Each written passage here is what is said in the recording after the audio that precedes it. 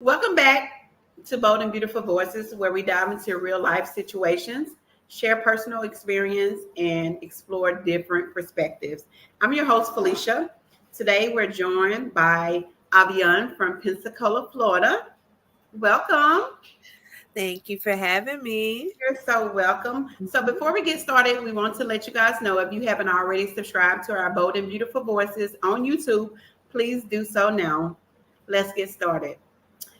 Greetings. Hello. So, could you give us a little background about yourself? Um, my name is Avian Palmer, like Miss Felicia stated. I am with Locked In with Maintain. I am a certified psychotherapist and loctician. I am also a self-care project coordinator with Project Pride. And I'm from Pensacola, and I'm a mom of two. Oh, yay, Mama too. Good stuff. Good stuff. So, before we get started, we're going to have a little fun. We're going to dive into some icebreaker questions. What is the most adventurous hairstyle you've ever done on someone? I don't even know how to name it. A combination of pedal buns, barrels. I'm honestly, I just kind of have a So, a are field you day. are you the type of stylist that just like to freestyle? Yes, I'll ask them if they have an idea of what we're doing today, and Hmm. they'll be like, I don't know. It's your world. So the more hair you have, the more creative I get. Once I kind of feel out what you like, what you don't like, then Hmm. we just go from there. Oh, Well, I saw this on Instagram, and then I'll show it to you. Let's yes, go. that's good to have clients that trust you with, your creativity. So, if Yeah. you can do a famous person hair, who would it be?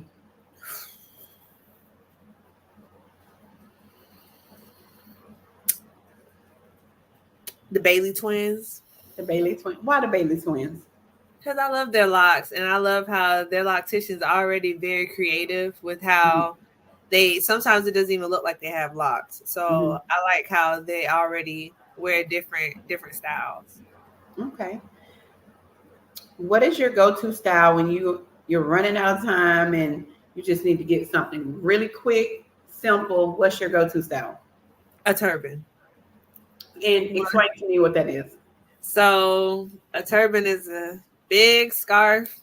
I will put my hair in a ponytail, and I kind of just wrap it around Hmm. and tuck it away. And I may do a little something to my edges, and I'm out the Hmm. door. Okay, well, that sounds good. Maybe I need to invest in that. Very easy. Very Have easy. you ever had a hairstyle that was a total disaster? Mm, yes, I usually will like stop halfway through. Once Hmm. I see I'm not liking this, I've had clients, and it's usually only the clients that I'm comfortable with, and I'm usually trying something crazy anyways. Hmm. And I'm like, oh no, I don't like this. And I just start taking it down. And you do something else with it. Yes, because I'm not, if I know that if I don't like it, and I've had them like, oh, it's okay. I was like, no, we're not going for okay. So, yeah, I'll take it down and we'll try something else. What's your favorite hair product to use? My favorite hair product is Design Essentials, um, the Honey Creme shampoo. I Hmm. like that one. One is a very good moisturizing shampoo. Hmm. But a lot of the kid clients that I have, they're autistic, and so I like that it smells like bubble gum, and so it is a really strong bubble gum kind of scent, and so it's easy for me to kind of calm them down during the wash by letting them focus on the scent. So it kind of helps me in both ways, taking care of their hair, and it's also a little aromatherapy for them at the same Oh, time. okay. It's nothing like some good smelling hair. So, what is the age limit for your clients? I don't particularly have an age limit. I do take kids under 10. I recommend as far as starting locks, if I feel like the client's a little young, I'll have that discussion with the parents, and kind of let them know. what the journey looks like, and if they feel like the child's ready to kind of sit through those appointments and things like that, because you don't want to traumatize them with the Yeah. lock journey because they're just not ready yet. Mhm. So, but I don't personally, like, on my site, have a cutoff for it. Okay. So what's to get a typical style, how long does that take? Um, so I wash your hair with everything included. So wash is included, a wash, a retwist, and a style. I would say max around 2 hours. Okay. What's your favorite hair trend right now? Hair trend. Mhm. I don't know exactly if they have what to call it, which I probably should know a name, but when they have the barrels to the side, Mhm. I really like that. I usually go to that style to get my boys away from the 2-strand twist a little bit, because Mhm. they'll 2-strand twist me crazy. So I like to take them to the barrels to the Mhm. side, and I like how that looks really good. Okay, okay. So last question. What if you wasn't a hairdresser right now, what would you be doing? This was so unexpected. So, let's see. I would probably be doing something in the health field. Health field. Mhm. Okay. You seem like you'll be a great healthcare worker. You most definitely gotta have a heart for it. Yes, yes, yes. We'll start there. Now, some things I'm like, maybe this is why God took me on another path. So since we're talking about hair, we're just gonna dive into the topic. Why is hair important to you? um, Hair, personally, for me, locks actually, I feel like, was a big part of my self-esteem journey, Hmm. as far as learning to love myself in different stages, as I was having to go through, quote unquote, the ugly stage, and having to find ways to style and feel cute about myself, despite the changes that I was going through with my hair. And it just, I feel like it's an outward expression of our culture, how we feel, because sometimes you can tell how somebody's feeling based off of their hair. Yes, You can also kind of tell their style and things like that. So it's just a nonverbal way for us to express ourselves. exactly. So do you think I'm one of the women that want to start the lock journey? I actually want to do the sister twist, but I just don't want to go through that quote unquote ugly stage. That's I my feel fear. like I hate that it has that name, because I really feel like that's the most insightful stage, because I tell people, don't look at it like the ugly stage, because our locks are like us in a lot of ways. Yeah. So when we first get our starter locks, things are all neat and look good. And just like when we start like a new habit, we have full of energy, we got our routine, we're going and things like that. But Mhm. as we go along, we kind of like revert a little bit back to our old ways a little bit. Same thing with our hair.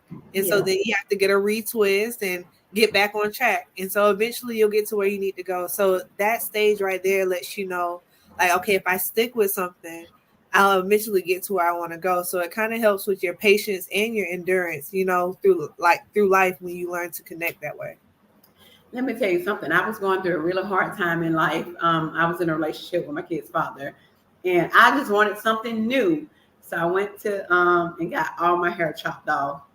And when I got home, everybody looked at me like, "Oh!" And I went and looked at myself and just bust out crying because I'm like, "Why did I do this to myself?" And baby, when I tell you, they talked about me for months for doing that, and I'm like, It it's was just really hair; bad. it'll grow back. So that was my ugly phase, and I never did it again. But I am 100% natural. I have no perm or anything in my hair. And it's freeing too, because that's us kind of trying to, fit into standards that, not necessarily for us. And then also kind of the chemical processing and the things that we're now finding out that it's doing to our bodies and things like that. So Yes, I'm pro natural, so yes, team let it natural. happen. Right. How do you feel? How do it make you feel when you style your client hair and they get up and they look at it and they absolutely love it? How does that make you feel? That is one of the best feelings because it's not only are they appreciating your work and your time and effort that you put in, but you've gifted them Mhm. a gift where they feel really good about themselves. You know, when they walk out, I've had clients say, "Oh, I got to find somewhere to go now." Like they had no plans, but now they got somewhere to be. Somebody has to see this, and so it just feels good that I know they'll be walking up, head held high, like they feel good about themselves. So it makes me feel good that I can give that to them. Yes, and I imagine them saying, "If you did my hair, don't it look just right?" But Yes, as they should. we feel good when our hair is done and it's done correctly. Right. Yeah. Do you think how we style our hair affects how we see ourselves? Yes. I feel like if a person, normally takes care of their hair and then you start seeing that, they're not taking care of their hair like they used to, that could be a sign of how they're feeling about themselves. And our hair is the first thing that people see for the most part. So I feel like the effort that we put into our hair kind of reflects our style, reflects our mood, reflects Mhm. our mental state. Like are we in a clear enough state where we're even taking the time to take care of our hair? So I do feel like it's all tied. And that's true. I believe that is so much true because I remember one time I went to an event and my hair wasn't exactly how I expected it to be. Now my clothes outfit was everything was a 10, but the hair wasn't a 10, and it kind of made me feel like I just want to go home. I'm not. Right. My hair is not where I want it, how I want it to be. So let's just let go Even home. though everything else was on point, that hair, yes. Hmm. So the It hair was is the most blueprint. definitely important. Evian, can you share a moment when a client sat in your chair to get their hair did and was going through a hard time, and you just pour into them? Mm. Could you elaborate on a moment? I have had quite a bit of those, which is kind of why I kind of started going more into like the mental health and things like that because I realized the power that you do have behind the chair. Mhm. But one of the most significant ones for me was when I poured into an elder, which was an honor for me to do that. She was dealing with feelings of her sister had passed Mhm. from cancer, Mhm. and she didn't tell the family, and so there was resentment there, anger there that was left unresolved. And she shared a piece of the sister's story, and I was able to give her a different perspective that the baby the sister was thinking about, that calmed her and allowed her to look at it from a different view and let go of some of that anger. And I Mhm. think it was such a blessing to me because if we didn't have that conversation, there's no telling how long she would have walked around with that. And because her sister's not here, they're not able to have that conversation. So it was an honor, even though we shed tears together, it was beautiful for me to be able to do that for her. That's amazing. I can just imagine, how many people you pour into on a daily basis. And, we need more people like that. And I just want to say thank you. You Thank just never know you. what someone is going through. Right. Speaking of mental health, and mental health is big in our community. Now, a lot of people is, taking care of their mental health. What is Yes. mental health to you? Mental health is really, first off, I feel like everybody's version of what they need for mental health varies. Mhm. You really have to kind of get to know you, which sometimes takes some time of stepping back. I know we'll get caught up in what social media, what the internet tells us, mental health and self-care and things like that is. But just kind of catering to what you need to operate at your best self. Yes. And I feel like that's really what mental health is all about.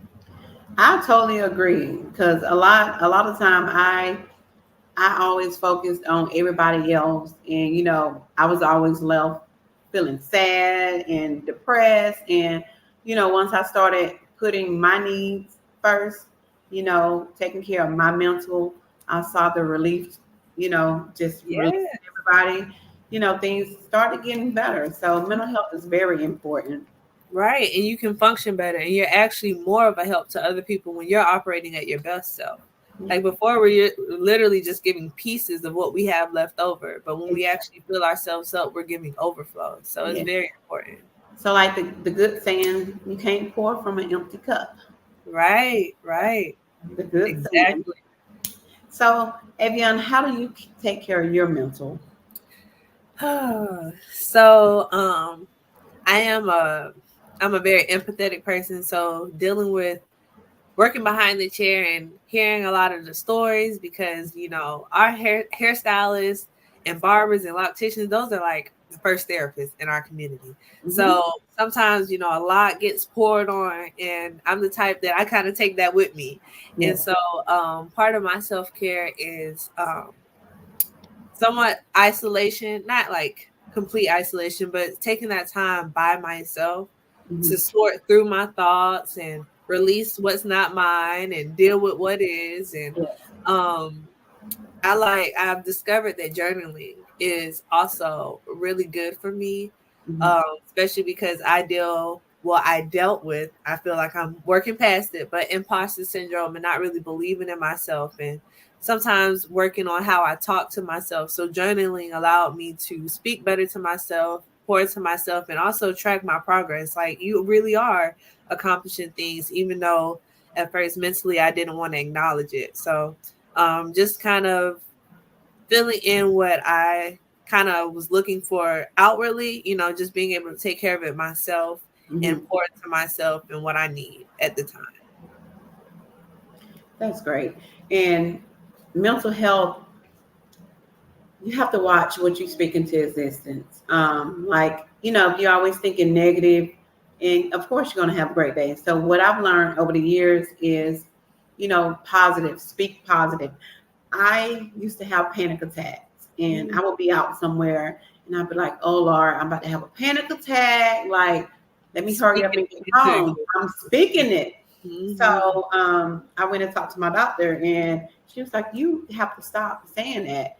Say that, no, everything's going to be okay. I'm going to Right. get through this. I'm not going to have a panic attack. I'm going to be okay. And once I started incorporating that in my vocabulary, I stopped having them. Our mind is powerful. Our I mind is don't very need powerful. medication anymore. I just speak nothing but positive over my life. Anybody attached to me, I'm Right. always speaking positive. Anybody that, I've met after I seen your growth, I was like, God, look at her. Like, she's going to do great things. Thank you so She's much. gonna do Thank you so great things. much. Why do you think it's hard for men to talk about mental health? Honestly, I feel like we have, as a whole, as a society, we have not really created a safe space Mhm. for them. There are a lot of unfair standards that we hold them to, and everything is so sus. Is that's the new word? So if they express themselves, um, we're trying, people are accused, oh, you too soft, or, stuff like that. And they're always expected to, have it all together, to bring everything to the table, to be strong and take care of everybody else. But a lot of times they don't have that space where they can just, I don't have it all together. Mhm. So I am stressed out, and be able to vent. And that Bill man, you don't supposed to cry. And I'm just like, wow. Like, I want my person to be emotional, like express Emotionally what you're going intelligent. through. Like, Yes, I want all of that. So, no, tell me how you feel. If you need to cry, cry. I We're feel like that's the there reason we for you. have a lot of like domestic violence and stuff like that because they don't know how to properly deal with the emotions that they're feeling. Mm-hmm. And we can say, of course it's wrong. I survived 8 years of it, so I know it's wrong. But I also, because I am an empath, I do try to look at the other side of things. You had, they don't have a way to process Mm-hmm. the their emotions. And so it's a tantrum. It's literally just a big it's an explosion of emotions that have been built up that were not vocalized properly. Yes, I totally agree.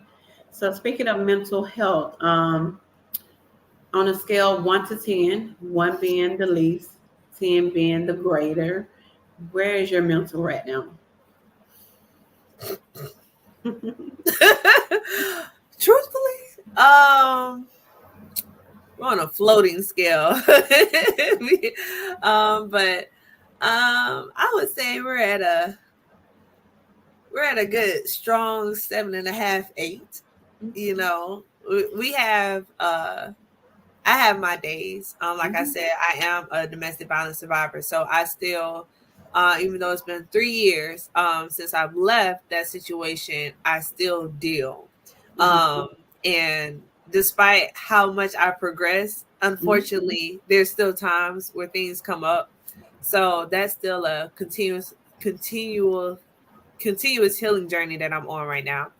Um, and then also, again, like I said, I'm kind of working through imposter syndrome where not quite believing that I have the capabilities that Mhm. I have, or accepting the opportunities that have been given to me and realizing that I am the person for it. So, Yes. but I've come a long way with that. So I would say I would move it up to an 8. I would say we're at a strong 8, a solid 8. That's great to hear. That's really great. Evian, what advice would you give someone that's struggling with their mental health right now? To first accept that it's okay not to be okay. And because I dealt with a lot of, you know, in our culture, in our society, you know, everybody's going through stuff, deal with it, you know. And so we're just like told to suck it up, and sometimes it's really really hard to suck it up. It And is. so one, it's okay not to be okay, and Mhm. then to find someone that you're willing to talk to, um and then also take the time to also try to hold yourself accountable. Even though you may be hurting, hold yourself accountable. How did I get into this situation? Mhm. How did, I allow this to happen? Break things down like that, because that's going to help you prevent yourself from going through it again. Yes. I remember when I was going through my dark place, I thought I was the only one in the world that was going through Oh, yes. mental health. But as Hmm. I opened up and, became more social and networking, it's everybody dealing with something. Oh, it's sad, but it's so many. It's so many. And it has a way of making us feel like we are alone. Yes, But it much. literally could be the person next to you going through the exact same Mhm. thing. Yes.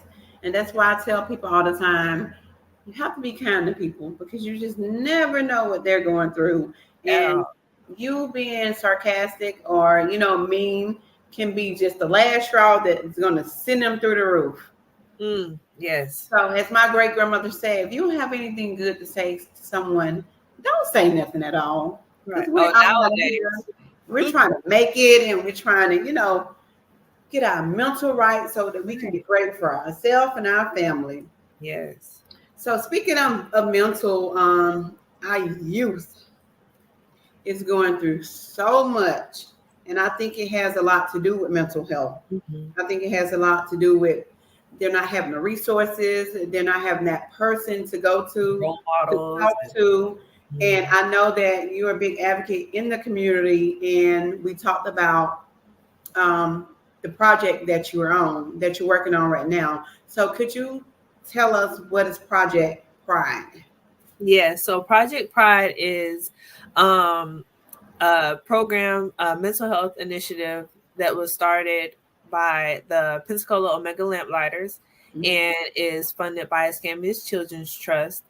And I am the self care project coordinator on that. And what Project Pride is, it targets a subpopulation of PHS students who don't have quite all the resources that they need to succeed in their schooling, their mental health, their self care. So it's a tiered program where we have counseling for them. We're partnering with Do Work Sports, so they also have self-efficacy on and off the field. We have ACT prep and tutoring, the Mm, self-care portion, and we work with 7 Black-owned local businesses as well okay. to pour around these students so that they have the best chances of succeeding on and off the field. That's great. That's great to hear. Why do you think Project Pride is important for the students in our community? I think it's important because I don't think we've gotten so selfish, honestly, where we don't understand the importance of creating a village and wrapping around the youth of today and giving them those resources, those positive role models, letting them know that they can do it and that there's somebody willing to help them do it, because they have goals, but sometimes they seem out of reach. So I think being able to know that, hey, we got a whole team wrapped around you, that Okay. just gives them the confidence to achieve anything that they might have thought was impossible beforehand. Mhm. Okay. How can the community support Project Pride? So Project Pride is always looking for business partners. We have, like I said, we have 7 different business partner, locally owned Black businesses Mhm. around Pensacola. Um, Viola's Men Apparel. We have Good Vibes Smoothie, who just partnered with us. Like I said, Do Work Sports, Locked In with Maintain. So if anybody has a business where they feel like they can do something that pour into the students at PHS, we're always looking to be able to do that. That's great. Business owners, they're looking for partnership.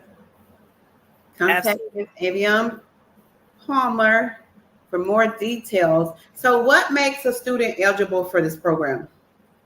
So for the program, the student has to sign up. The parents do have to consent with this. Okay. Initially in year 1, which we are wrapping up, it was only available to the football players Mhm. at PHS, but this year we will be opening up to the students of Pensacola High School. So it will be beyond the football team this year.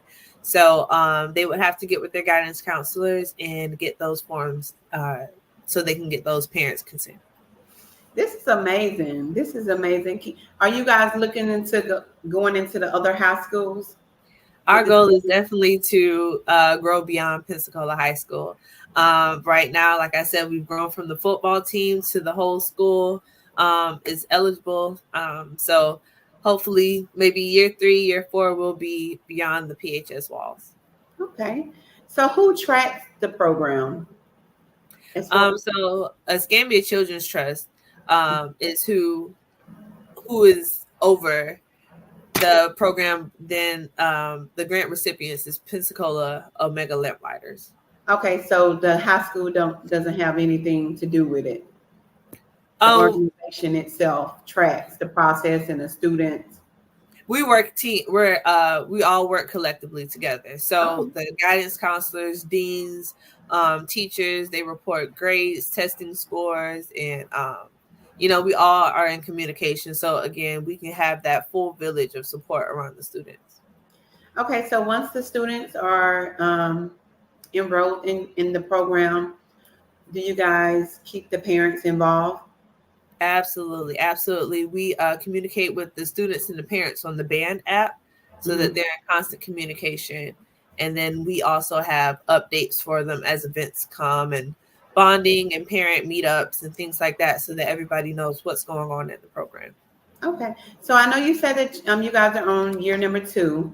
Can you share a success story from year number 1? Um, a success story from year number 1, I would say just being able to witness the excitement of, I also, besides the boys that I do their hair, I also am a Escambia County mentor as well. So I took some of them on as my mentees, and I would come up to the school once a week and mentor them. Um, just where I would get a notification on my phone where they're reporting back, hey, I passed all my tests, or hey, I did this. The fact that they were so excited to report to me their good news on how they were achieving their goals without me pulling teeth or being on them, just the fact that they had somebody who cared enough to report to, that gave them that drive. And so it really meant a lot that I was someone in their life that they valued enough to report that good news and keep pushing.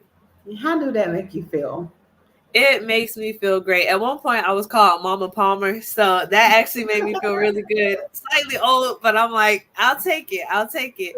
But it made me feel good, and like I was actually making an impact. And when I went to their spring game in Fort Walton, to when they saw me, to see their face light up, like, oh, she drove out here, and I'm like, I did drive out there, and they won. So it was a good sign for the season. So I think just being able to be that in their lives, it means a lot to me. That's great. And I tell people all the time, support does not always mean money. Just being there for someone, being that listening ear, just showing support to them. Everything don't have to cost money to be that Exactly. positive person in someone's life. Exactly. So I know you said right now you guys are only at PHS. So for the parents that's listening, could you share how to get more information to them about the program? Who do they contact? Yes. So for parents who are listening, I would reach out to Michelle Kelly or Dean Jaquita Jenkins for information on how to get your student enrolled into Project Pride. Okay. And I know that you do lock. So can you share how to your information for Yeah. booking? Yes.